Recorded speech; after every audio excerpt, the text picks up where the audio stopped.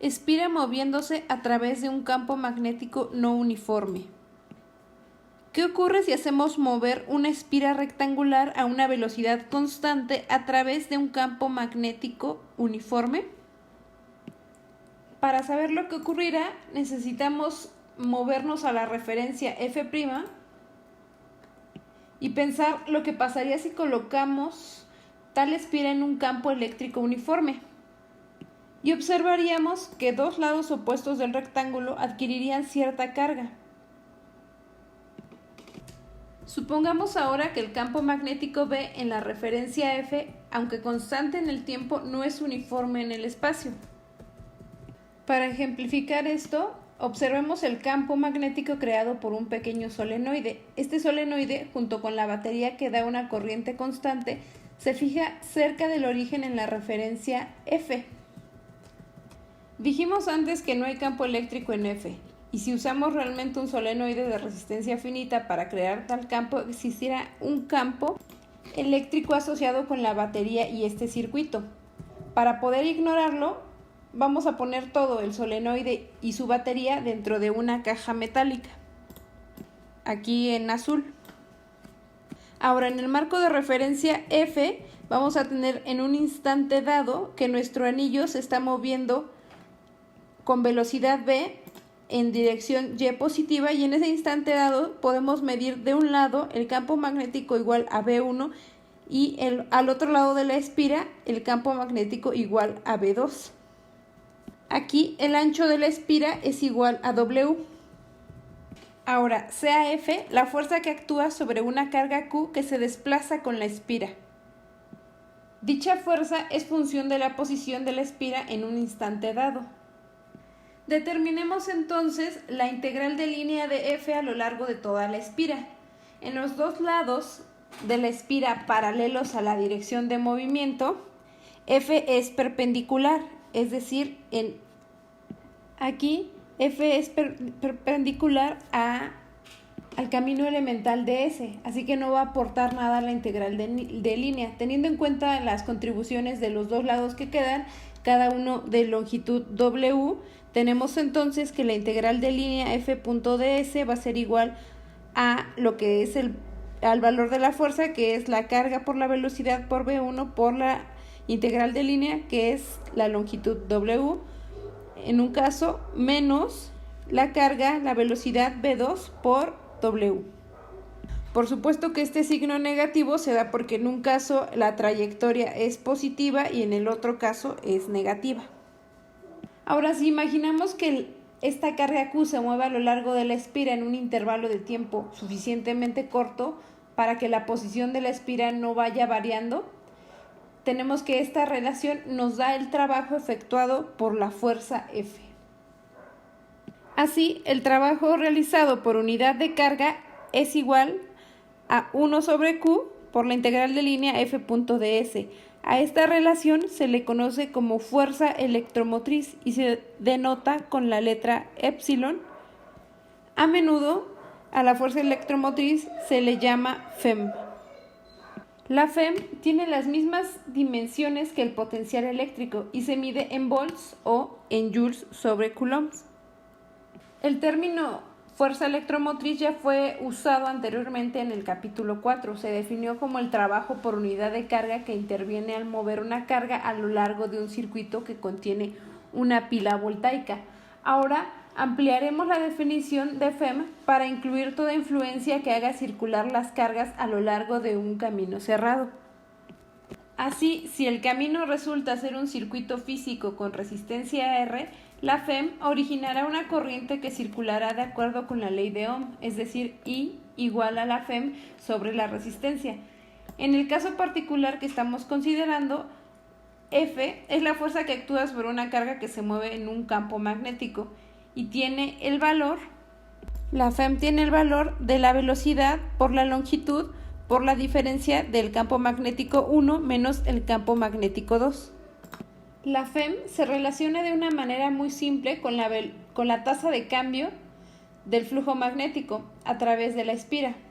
Por flujo magnético a través de la espira nos referimos a la integral de superficie del campo magnético extendida a una superficie cuyo contorno sea la espira en sí. Así, el flujo φ a través de la espira o curva cerrada C viene dada por la integral de superficie del campo magnético extendido a la superficie S1. Es decir, la integral del campo magnético punto DA1, donde DA es un pedacito diferencial de área de la superficie S1. Y S1 es la superficie cuyo contorno es la espira. Hay una infinidad de superficies que podemos dibujar con el contorno C. Aquí en la figura B tenemos, por ejemplo, la superficie S2, que es diferente a la superficie S1, pero igualmente delimitada por el contorno o la integral de línea C. ¿Por qué no especificamos qué superficie debemos usar para calcular el flujo? No va a importar, ya que la integral de superficie de B punto de A tendrá el mismo valor para todas estas superficies. Tomémonos un momento para esclarecer esto. El flujo a través de la superficie S1 va a ser igual a φ de S1, que es igual a la integral de superficie del campo magnético sobre nuestra superficie S1. Y a través de la superficie S2 vamos a tener algo análogo, salvo que nuestra superficie ahora es S2 y el vector de área también va a ser el correspondiente a S2. Es decir, tenemos DA1 para el caso de la superficie 1 y DA2 para el caso de la superficie 2. Ahora, para ser consistentes con la superficie S1, notemos que la elección del vector DA2 es hacia arriba, para ser consistentes con la elección del lado de S1, lo cual dará un número positivo si el flujo neto a través de C es hacia arriba.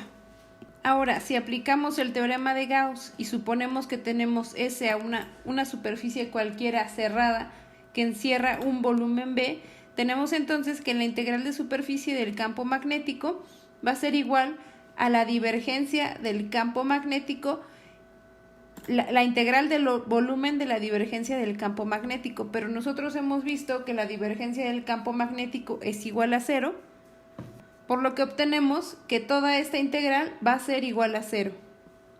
Apliquemos esto a la superficie cerrada que se forma de unir las superficies S1 y S2, que es nuestra figura C.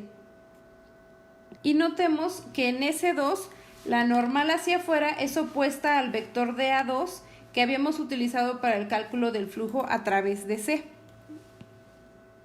Así podemos sustituir entonces.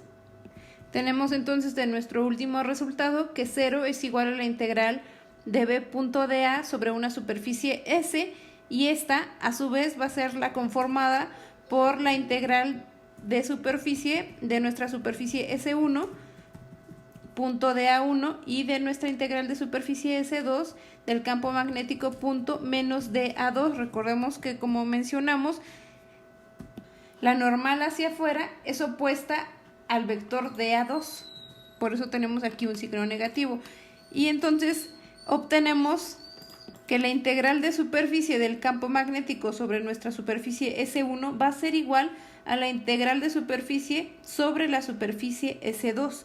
Es decir, no importa qué superficie tomamos, siempre y cuando tenga como contorno, en nuestro caso, la espira.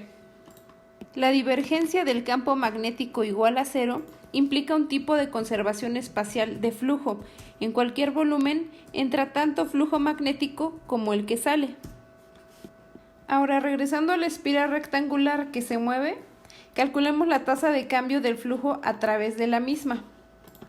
En un intervalo de tiempo dt, la espira se mueve una distancia b por dt. Así, la espira a un tiempo t tiene la posición de las líneas ashuradas, y a un tiempo t más delta t se ha desplazado b por dt y tiene entonces la posición de la línea sólida. Esto cambia el flujo total a través de la espira en dos maneras, siendo la integral de superficie del campo magnético extendida a una superficie limitada por la espira. Así, el flujo se gana a la derecha en la cantidad V2W por la distancia, que es la velocidad por dt, mientras se pierde por la izquierda en la cantidad V1W bdt. Así entonces, dφ, la variación del flujo a través de la espira en el intervalo dt, es dφ igual a menos la diferencia de el campo magnético 1 menos el campo magnético 2 por la longitud W b dt, la distancia que se desplaza. A esta relación le vamos a llamar relación 7.12. Así, al comparar nuestras ecuaciones 7.12 y 7.6, que están dadas por la FEM igual a la velocidad por la longitud por la diferencia entre los campos magnéticos, y la diferencial del flujo como menos la diferencia entre los campos magnéticos por la longitud por la distancia de desplazamiento de la espira, y al relacionarlas podemos despejar de la relación de la diferencial del flujo que dφ en dt va a ser igual a menos la diferencia de los campos magnéticos por la longitud por la velocidad, pero vemos de la relación 7.6 que esto es igual a menos la FEM, es decir, para nuestro caso podemos escribir la FEM como menos la variación del flujo en el tiempo.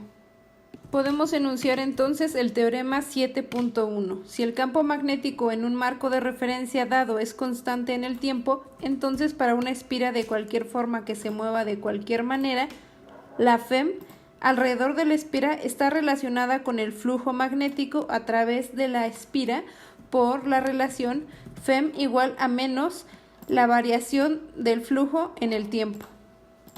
Vamos a mostrarlo. En la figura que tenemos a la derecha, la espira C ocupa la posición C1 en el instante de tiempo t y se está moviendo de manera que en el instante t más delta t ocupa la posición C2. Así, un elemento particular de la espira ds ha sido transportado con una velocidad v a su nueva posición. Aquí S indica una superficie limitada por la espira en el instante t. Así, tenemos que el flujo a través de la espira en este instante es el flujo de t igual a la integral de superficie sobre nuestra superficie S del campo magnético punto dA. Ahora, el campo magnético proviene de fuentes que son estacionarias en nuestro sistema de referencia y permanece constante con el tiempo en cualquier punto fijo de esta referencia.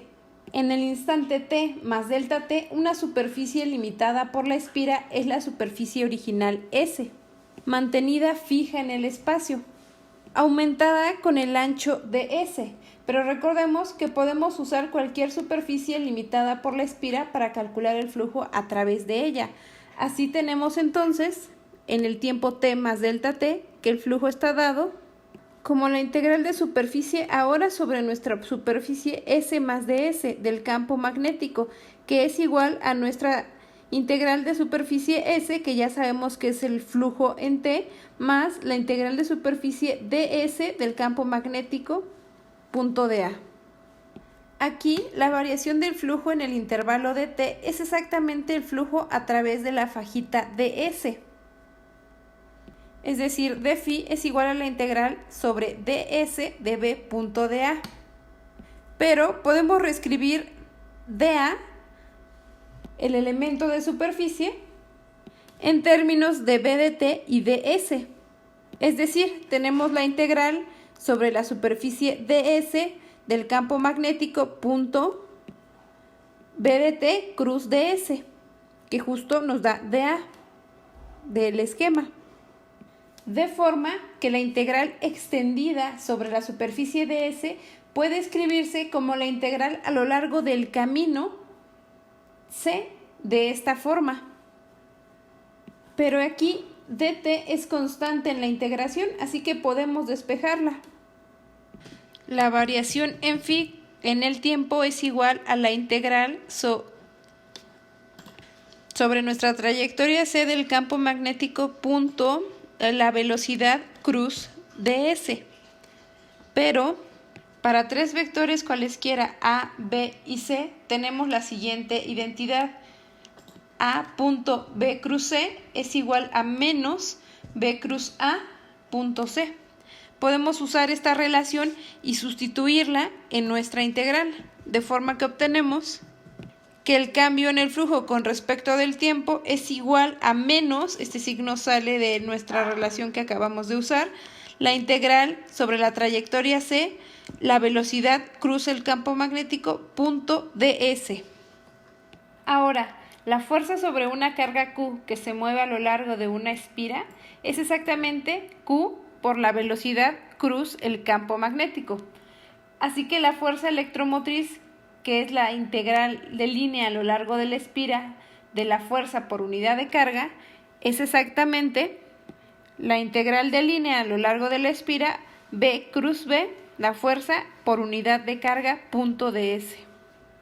Comparando las ecuaciones 7.18 y 7.19 obtenemos la relación simple que ya habíamos dado, la de la FEM igual a menos la variación del flujo en el tiempo, que ahora es válida para formas arbitrarias y movimientos arbitrarios de la espira. Ni siquiera tenemos que suponer que la velocidad es la misma para todos los puntos en la espira. En resumen, la integral de línea de la fuerza sobre la carga, la fuerza por unidad de carga, a lo largo de una espira móvil es justamente la velocidad o la tasa de cambio del flujo a través de la espira. Y con esto terminamos la demostración del teorema. Ahora, el sentido de la integral de línea y el de la dirección en la cual llamamos al flujo positivo están relacionados por la regla de la mano derecha. En este esquema, el flujo a través de la espira está hacia arriba y su valor disminuye en el transcurso del tiempo. La flecha indica el sentido de la fuerza electromotriz inducida, es decir, el sentido en el que la carga positiva tiende a moverse en el anillo, en la espira. En este caso, en sentido contrario a las agujas del reloj. Existe un método mejor de considerar esta cuestión de signo y dirección. En este ejemplo, si la corriente debe circular en el sentido de la fuerza electromotriz inducida, esta misma corriente debe crear cierto flujo a través de la espira dirigido para neutralizar la supuesta variación del flujo. Esto es un hecho físico esencial y no la consecuencia de una convención arbitraria acerca de los signos y sentidos. Es una manifestación de la tendencia de los sistemas a oponerse a un cambio. En este contexto se le llama tradicionalmente ley de Lenz. Y dice, la dirección de la fuerza electromotriz inducida es tal que la corriente inducida crea un campo magnético que se opone al cambio en flujo.